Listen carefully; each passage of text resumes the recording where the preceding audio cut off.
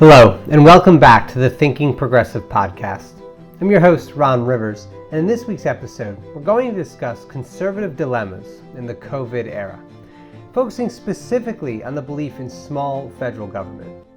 The objective of this discussion is to help progressives across the country and throughout the world really develop better arguments for convincing others, friends, family, of the new direction after the crisis. We're going to explore the ideals surrounding small government, how they've been applied historically, and why conservatives should vote progressive if they ever want to actually see their visions become a reality. As always, I encourage your feedback to the argument presented. If you agree, like this episode and share it. If you disagree, comment below and I'll get back to you. Thank you for listening to the Thinking Progressive podcast. There are two possible directions for American conservatism moving forward: authoritarian empire or extinction. Trump's path to dictator can manifest through electoral victory or by adjourning both chambers of Congress, as he recently threatened to do. The pandemic is forcing states to consider massive vote-by-mail elections, a scenario that will likely be disastrous for the Republican Party. Conservatives who do not subscribe to the Trump brand of politics and oligarchy have extraordinary dilemmas to address. Although many people would like us to believe it, there can be no return to normal. COVID-19 is reshaping everything. The crisis exposes conservative leadership and policies as wholly inadequate to prepare and protect the United States.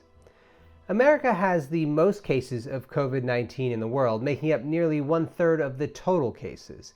Unsurprisingly, the White House leadership is focusing its efforts to funnel money to the wealthy. In a time of our deepest needs, conservative politics are being exposed precisely for what they are: a tool for the rich to become more affluent. Now, in a logical universe, there would be no new subscribers for conservative politics, but ours, at least from our limited perspective, defaults to chaos. Our inherited circumstances play a defining role in our political viewpoints. Political ideologies today have more to do with your birth lottery than they do an understanding of theory or policy. Attempts to convince others of the error of their beliefs fall on deaf ears.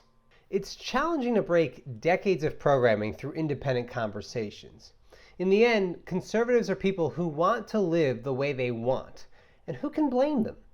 There's no reason to deny this autonomy, so long as we ensure they do not deny it from others. So how do we reconcile conservative wishes with our reality? If we can figure this out, we may be able to expand the movement rapidly. The answer is the dilemma. For conservatives who appreciate the ideas behind the label, the only possible path to making them a reality is embracing the progressive agenda. For the majority of the people in the United States, life is a struggle. We lack the necessary investment and action to empower ourselves. The result is an angry populace easily bent to the whims of wealthy elites. The truth we keep denying is that technology and imagination can now be applied to society to diversify our ways of living significantly. But the challenge remains: will conservatives abandon the label to bring their vision to life? Now, if you're skeptical about cooperation between conservatives and progressives, it's understandable. As recently as 3 months ago, it may have been impossible. Now, everything is different. At the time of this recording, 26 million Americans have recently filed for unemployment, a catastrophe that will be worse than the Great Depression. We aren't hurtling towards the crisis, we're already here. And whether we choose to acknowledge it or not, everything about politics and society has changed. We're focusing on philosophy and ideals. How do conservatives want to live, and why do they want to live that way? Understanding that this option will not appeal to every Republican voter, and that's okay. We don't need a total majority to make change. People supporting Donald Trump during the crisis are unlikely to turn on him until his entire house of cards collapses. There is hope for the conservative who understands the following, though. To pull yourself up by your bootstraps, you need to have boots. small government. In the Federalist Papers number 14, James Madison wrote, "In the first place, it is to be remembered that the general government is not to be charged with the whole power of making and administering laws. Its jurisdiction is limited to certain enumerated objects which concern all members of the Republic, but which are not to be obtained by the separate provisions of any." Now, separating powers is essential to the original design of the United States Constitution. And while this is no longer the case in Donald Trump's present-day America White House, it is central to the conservative vision many believe. At its heart, small government is about allowing groups of people to govern themselves, however they see fit. The design of states facilitates experimentation, empowering citizens to craft unique ways of living. Smaller governments are, in theory, more agile and capable of dealing with a crisis. Now, COVID-19 demonstrates this idea as false, but conservatives may still believe it to be true. The central theme of small government arguments is fear. The fear that a big federal government, especially one as well-armed as ours, will always pose an existential threat to the individual. And the idea certainly has merit. If we look at the two largest productive engines on the planet, the United States and China, both act in different degrees of central government authoritarianism. PBS recently released a great documentary about the concentration camps going on in China right now with the Uyghur Muslims, and Edward Snowden revealed the total data collection agenda of the United States. Now, as the pandemic brings the world to its knees, these governments are faring much worse than their smaller, agile counterparts. Small government is about being able to express your fullest you, to live the way you want to live, uninterrupted and unimpeded by those who do not know your struggle or care about your well-being. It's an idea every progressive should agree with. We want to construct a society that allows people to self-actualize to the highest degree possible. Small government also paves the way for selective grouping. Groups are a necessary and welcome part of the human condition. They have been integral to our survival as a species and help us experience the higher pleasures of life, such as love and friendship. It is entirely natural to desire and actively seek ourselves with like-minded people. So how do we reconcile the ideals of grouping with its observed practice throughout history? The United States has always been a country of insiders and outsiders. Our Constitution was designed to only benefit white male landowners. Race and class have been used throughout our history to divide and sow discord among the least privileged, always creating an other to blame for society's woes. Can we create a form of small, independent government that allows people to democratize their ways of living to the highest degree, while simultaneously preventing abuse and exclusion? The answer is yes, if we ditch our dogmas. Small, independent governments cannot be an excuse for the denial of rights and liberties of others. That means developing infrastructures where people born inside specialized societies are just as capable as those born outside, and vice versa. The progressive approach will ensure that people living in these communities have frictionless opportunities to exit them should they desire. In present-day America, we observe the opposite. We can look at isolationist religious cultures and rural labor communities to highlight two areas of disparity in the capacity development of individuals. Now, here we identify one of the dilemmas conservatives face on the pathway forward. It's within our power to experiment with democracy in ways that allow for deep flexibility and customization of the rules. That we can do that. But that power comes with the responsibility to organize ourselves in a way preventing these developments from oppressing or excluding others based on descriptives such as race, gender, sexual orientation, and others. Are conservatives willing to make the necessary concessions to eliminate discrimination as part of self-organization, or do their illogical biases override their desire to govern themselves? Donald Trump has given us the most direct example of a small federal government and ability to handle crisis. The results are abysmal. That doesn't mean they can't be better, but it will require large-scale cooperative efforts. One is significant infrastructure projects. Another is changing our approach to education. Now, both of these are central tenets of the progressive project. Self-investments. Empowering people to better independently self-govern requires advancement in several other social verticals, the most critical being saving the planet from environmental collapse. Now, socialized medicine is another glaring example. Otherwise, those born into small, self-governing communities may lack access to the highest quality medical care. Transportation infrastructure is also essential. People born into self-governing communities must have the right to exit. That means having access to transport. The Progressive Project offers the most comprehensive reforms in each of these areas and more. Every human is subject to the demands of planet Earth, and it's clear that our pre-COVID way of living is no longer sustainable. Continuing on our current path of environmental destruction will do radical harm to the human species. And while some traditional conservatives are lost to this truth, others who can see through the propaganda know that we must act. Conservative and liberal political leadership around the globe have proven their inadequacy, unable and unwilling to solve our species' most pressing problem. Generations will suffer because we refuse to act appropriately.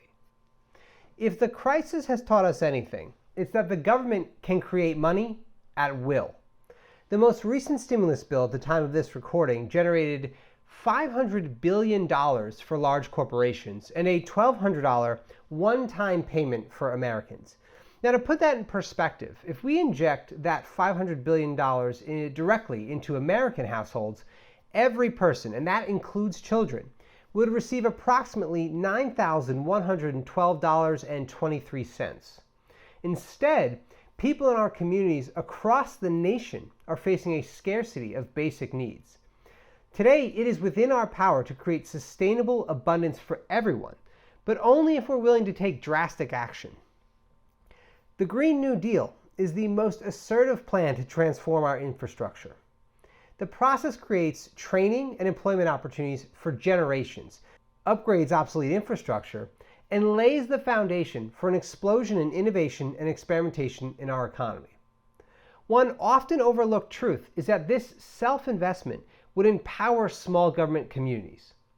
Scaled and networked clean energy infrastructure allows for the creation of nearly free energy for our society as a whole. That means the costs of producing raw materials, shipping, manufacturing, all of those costs decrease dramatically. It is a direct path to empowering small businesses in our society while also significantly decreasing the cost of living for every American. There is no greater way to encourage independent communities to create new and unique forms of living than abundant, cheap energy. Universal healthcare, defined as available to anyone at very low or no cost, is another necessary program given our place and time. One of the central conservative vote arguments opposing healthcare reform was the risk of losing their existing employer coverage. COVID-19 makes us all face some very hard facts. Public corporations do not care about you or your health. Just ask the 26+ million unemployed Americans whose health insurance disappeared as quickly as their employment. From this day forward, if we tie healthcare to work, we resign the majority of Americans to being uninsured or underinsured.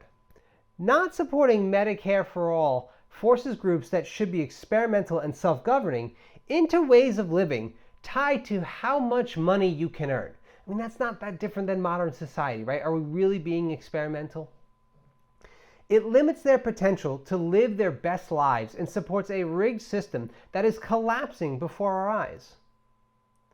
One of the best historical examples of large federal projects is our national highway system. Under President Eisenhower, the United States undertook the immense task of connecting people and goods across our continent. It was a project that could only be completed by sizable federal investment and management, and it is a shining example of our capacity as a nation. Investment in upgrading our transportation infrastructure, personal and commercial, to green technologies is vital if we are to continue the distribution of consumer goods. Transportation consistently ranks as the top 3 sources of pollution in the United States. Advancements in self-driving cars open up new options for transport in America, such as state-owned self-driving fleets. We are allowing people to reduce personal vehicle consumption and provide methods of escape for those inside small communities who are seeking an exit. Now, conservatives face a dilemma. These programs require substantial federal investment to be successful, which means higher taxes and expanded government oversight. The alternative of forcing states to transition into green energy infrastructure independently is a recipe for disaster.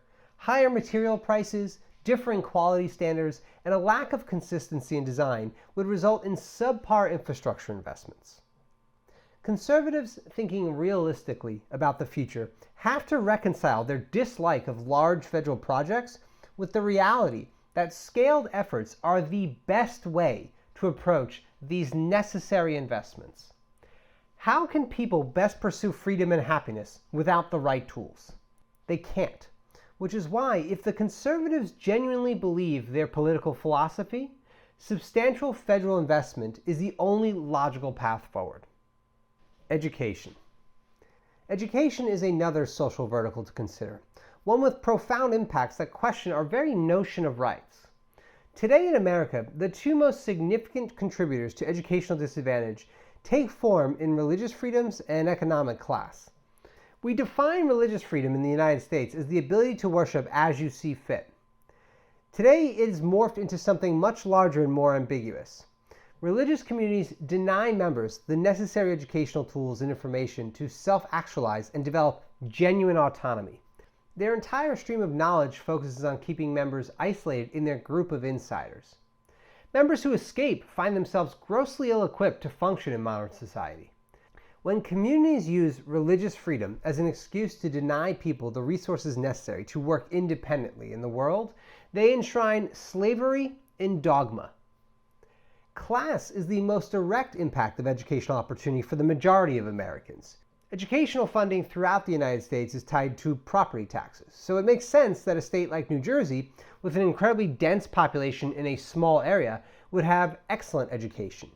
Children in rural Kentucky have no such luck and will leave primary school unprepared and ill-equipped for the world at large.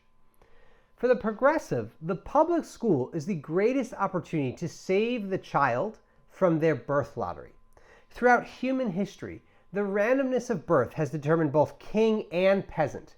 We cannot fully empower people to self-govern and live independently without best equipping them with the tools to do so. That is why the federal funding of education is a necessary and logical evolution of how we empower our youth. Here, progressives and conservatives diverge so much that reconciliation may be impossible. Does a society have a responsibility to its youth, or are they merely property? If we will not fight to give voice to the voiceless, then who will? Religious rights in the United States do not grant one individual the power to suppress another. How can the American dream ever exist in a society where being born poor guarantees limited resources and capacity? It may be the biggest dilemma conservatives face. Are the ideals you believe in just for you, or are they for everyone? Both answers directly contradict current practice, leaving followers with no real option or escape from dogma. I hope that every conservative understands that the progressive is not against your chosen way of life. We believe we are your best opportunity to actually achieve the lifestyle. What we disagree upon is the pathway forward. If there is one final thought I could share with every conservative, it would be the central difference in our philosophies. The main theme of the Progressive Project is shifting what determines success in our society. Currently, the most critical factor determining individual success is birth. If you are born into a wealthy family, you are more likely to have access to higher quality education and the resources necessary to self-actualize. Alternatively, if you're born poor, you're more likely to grow up in a world of inadequate support. This randomness creates a chain reaction that shapes realities. The progressive understands that just because this has been historically true does not mean it must continue this way. In other words, we want to give people the tools and resources necessary to live their best life. For conservatives who understand the real and present danger that Donald Trump presents to all of us, there are few options. They face a dilemma of voting Republican, a party that now fully represents authoritarianism, or voting for a centrist Democrat who is merely a mouthpiece for their corporate sponsors. There's only one path that furthers the ideologies that the conservative believes in, and that is the progressive project. We may not agree on the endgame, and that's okay. Together, we can build a society that gives space for both futures to exist. By cooperating and collaborating, we empower each other to realize the future that we both want.